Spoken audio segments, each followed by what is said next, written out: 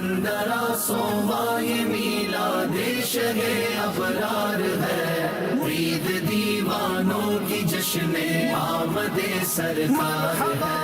الحمدللہ رب العالمین والصلاة والسلام علی سید الانبیاء والمرسلین، اما بعد فاعوذ باللہ من الشیطان الرجیم، بسم اللہ الرحمن الرحیم۔ مدنی چینل کے ناظرین اور یہاں موجود حاضرین، اللہ پاک کی رحمت سے بہت ہی پیارا ایک پروگرام ہے سبحان اللہ، جو نبی کریم صلی اللہ علیہ وسلم کے 1500واں جشن ولادت کی خوشی میں یہ ہمارا پروگرام شروع ہوا ہے، جس کا نام ہے باتیں ہیں میرے سرکار صلی اللہ علیہ وسلم کی۔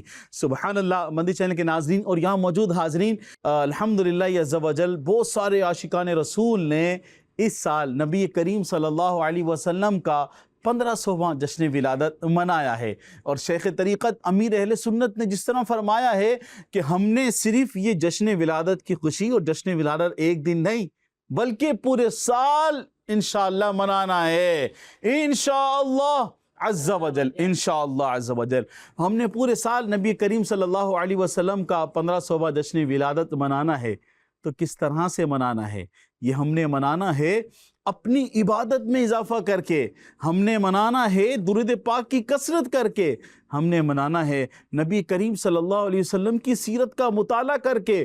ہم نے یہ پورے سال نبی کریم صلی اللہ علیہ وسلم کا 1500واں جشن ولادت جو ہم نے منانا ہے، یہ ہم نے منانا ہے نمازوں کی پابندی کر کے، یہ ہم نے منانا ہے جھوٹ سے بچ کر، غیبت سے بچ کر، چغلی سے بچ کر، وعدہ خلافی سے بچ کر، یہ ہم نے منانا ہے انشاءاللہ عز و جل اپنے مسلمان بھائیوں کی دل جوئی کر کے، اپنی مسجدوں کو آباد کر کے۔ آئیے سب سے پہلے ہم سنتے ہیں درود پاک کی فضیلت۔ سرکار مدینہ صلی اللہ علیہ وسلم نے ارشاد فرمایا کہ بے شک اللہ عز و جل نے ایک فرشتہ میری قبر پر مقرر فرمایا ہے، جس سے تمام مخلوق کی آوازیں سننے کی طاقت عطا فرمائی ہے۔ پس قیامت تک جو کوئی مجھ پر درود پاک پڑھتا ہے تو وہ مجھے اس کا اور اس کے باپ کا نام پیش کرتا ہے۔ سبحان اللہ، فلاں بن فلاں نے آپ صلی اللہ علیہ وسلم پر درود پاک پڑھا ہے۔ سبحان اللہ، ہے کرم ہی کرم کہ سنتے ہیں، ہے کرم ہی کرم کہ سنتے ہیں، آپ خوش ہو کے بار بار درود صلو علی الحبیب صلی اللہ تعالی علی محمد صلی اللہ علیہ وسلم۔ مدنی چینل کے ناظرین سبحان اللہ، نبی کریم صلی اللہ علیہ وسلم اپنے نور سے اس دنیا کو جگمگانے کے لیے تشریف لائے، اور آپ نے آ کر سبحان اللہ دنیا کو اپنے نور سے جگمگایا۔ تو جہاں نبی کریم صلی اللہ علیہ وسلم جب دنیا میں تشریف لائے تو بہت سارے مقاصد تھے۔ اگر ہم غور کریں، ہم تھوڑی سا سیرت کا مطالعہ کریں اور تاریخ کا مطالعہ کریں تو مدنی چینل کے ناظرین اور یہاں موجود حاضرین، ہمیں معلوم ہوتا ہے کہ نبی کریم صلی اللہ علیہ وسلم کے دنیا میں تشریف لانے سے پہلے اس دنیا کے حالات و واقعات کیا تھے۔ ہر طرف کفر و ظلمت کا اندھیرا ہی اندھیرا تھا، کمزور پر اور ظلم کیا جاتا تھا، جو امیر تھے وہ امیر ہوتے جا رہے تھے اور جو غریب تھے وہ غریب ہوتے جا رہے تھے، ظالم ظلم کرتا چلا جا رہا تھا اور مظلوم کی کوئی آواز سننے والا نہیں تھا۔ اس دوران جہاں اتنے سارے معاملات تھے، ناپ تول میں کمی تھی، شراب نوشی عام تھی، بہت سارے گناہ تھے، بہت سارے گناہ تھے، لوگ ہدایت سے دور تھے، گمراہ تھے، اور اس کے ساتھ ساتھ خواتین، عورتوں پر جو ظلم ڈھائے جاتے تھے، بچیوں کو، چھوٹی بچیوں کو زمین میں زندہ دبا دیا جاتا تھا۔ اگر کسی کے گھر میں بیٹی پیدا ہوتی تھی تو وہ بڑا ہی گلٹی فیل کرتا تھا، برا فیل کرتا تھا، یہاں تک کہ اس کا چہرہ سیاہ ہو جایا کرتا تھا، وہ خوشی نہیں مناتے تھے۔ اور اگر کسی بیٹی پیدا ہو جاتی، بڑی ہو جاتی، تو اس کو زمین میں زندہ دفنا دیا جاتا تھا۔ مدنی چینل کے ناظرین، نبی کریم صلی اللہ علیہ وسلم جہاں دنیا میں تشریف لائے، کفر و ظلمت کے اندھیرے کو دور کیا، امن کا درس دیا، محبت کا درس دیا، لوگوں کو راہ ہدایت دکھائی، لوگوں کو صراط مستقیم پر چلایا، لوگوں کو سیدھا راستہ دکھایا، اللہ پاک پر ایمان لانے کی دعوت دی۔ نبی کریم صلی اللہ علیہ وسلم نے بہت سارے مقاصد کے ساتھ آپ دنیا میں تشریف لائے، وہیں آپ نے خواتین کو، دین اسلام نے خواتین کو عزت دی۔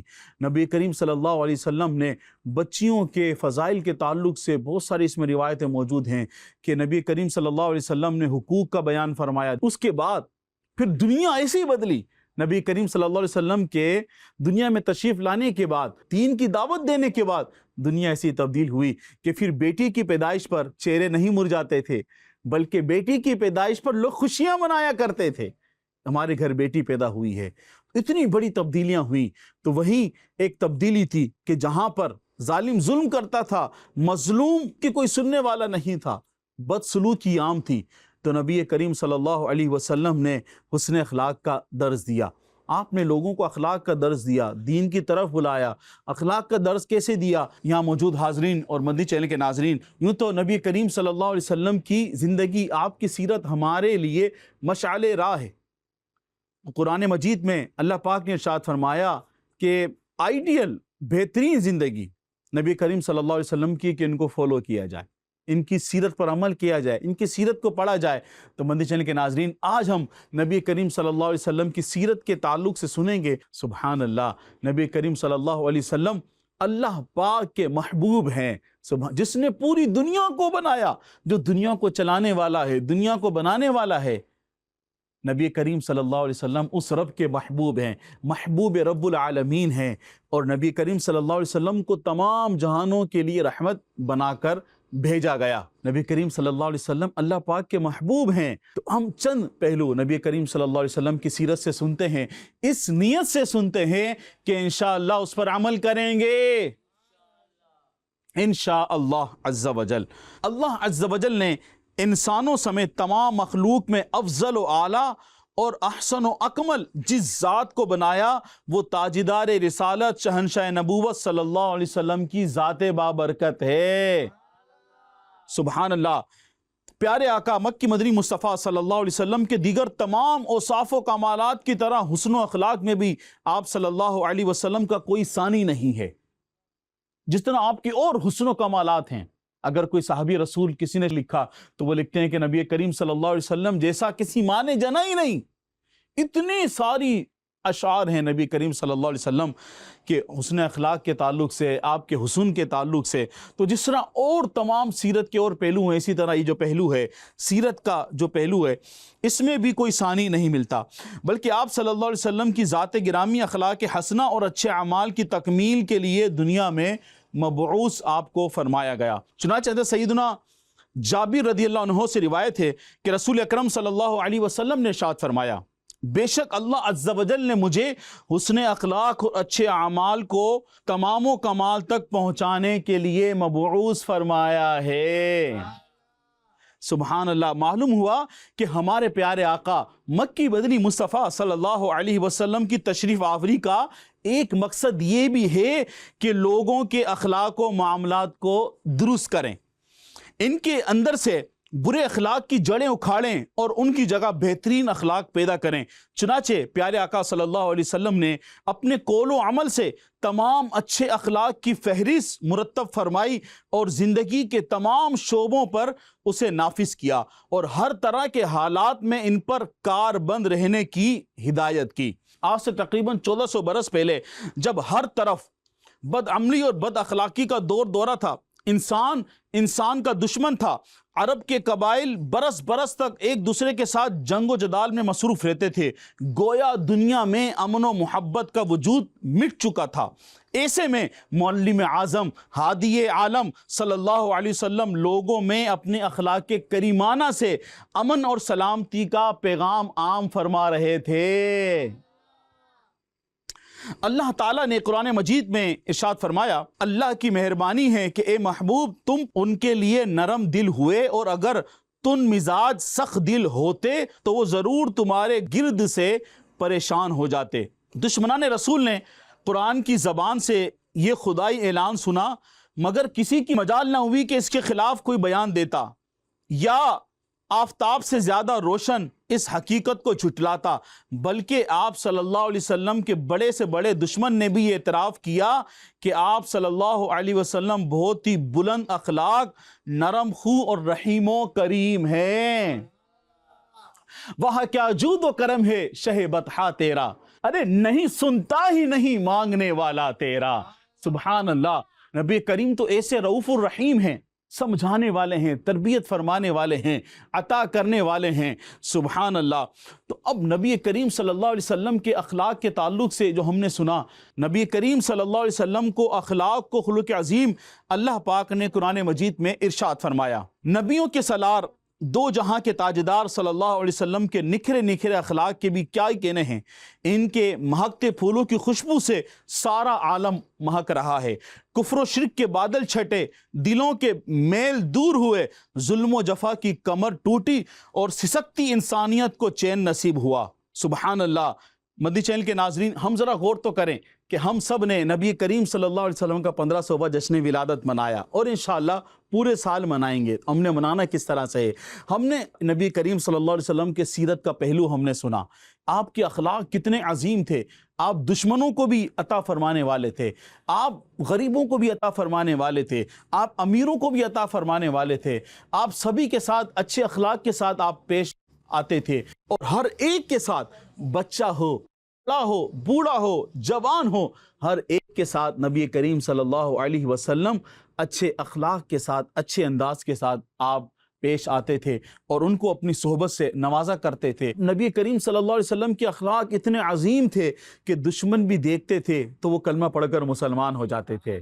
سبحان اللہ۔ آئیے ہم تاجدار کائنات صلی اللہ علیہ وسلم کے حسن اخلاق کے چند روشن اور منور گوشوں کے متعلق مزید سنتے ہیں۔ حضرت زید بن ثانہ رضی اللہ عنہ، جو اسلام لانے سے پہلے ایک یہودی عالم تھے، انہوں نے حضور صلی اللہ علیہ وسلم سے کچھ کھجوریں خریدی، اور کھجوریں دینے کی مدت میں 1-2 دن باقی تھے کہ انہوں نے بھرے مجمع میں حضور صلی اللہ علیہ وسلم سے انتہائی تلخ لہجے میں سختی کے ساتھ تقاضا کیا، اور آپ صلی اللہ علیہ وسلم کا دامن اور چادر پکڑ کر نہایت تیز نظروں سے آپ کی طرف دیکھا اور چلا چلا کر کہا کہ اے محمد صلی اللہ علیہ وسلم، تم سب عبد المطلب کی اولاد کا یہی طریقہ ہے کہ تم لوگ ہمیشہ لوگوں کی حقوق ادا کرنے میں دیر لگایا کرتے ہو، اور ٹال مٹول کرنا تم لوگوں کی عادت بن چکی ہے۔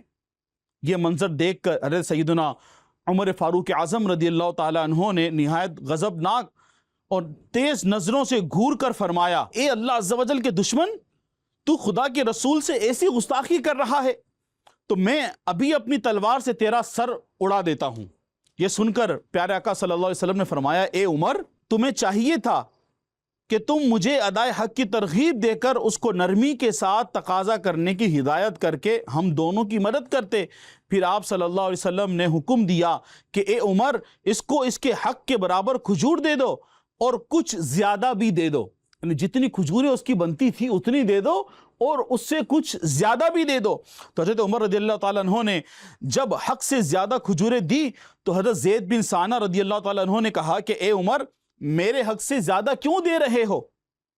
آپ رضی اللہ تعالیٰ عنہ نے فرمایا، چونکہ میں نے تیری طرف ٹیڑھی ترچھی نظروں سے دیکھ کر تمہیں خوفزدہ کر دیا تھا، اس لیے حضور صلی اللہ علیہ وسلم نے تمہاری دل جوئی اور دلداری کے لیے تمہارے حق سے کچھ زیادہ دینے کا مجھے حکم فرمایا ہے۔ سبحان اللہ۔ یہ سن کر حضرت زید بن ثانہ رضی اللہ عنہ نے کہا کہ اے عمر، کیا تم مجھے پہچانتے ہو کہ میں زید بن ثانہ ہوں؟ حضرت عمر فاروق اعظم رضی اللہ تعالیٰ عنہ نے فرمایا، کیا تم وہی زید بن ثانہ ہو جو یہودیوں کا بہت بڑا عالم ہے؟ انہوں نے کہا جی ہاں، کہ میں وہی زید بن ثانہ ہوں جو یہودیوں کا بہت بڑا عالم ہوں۔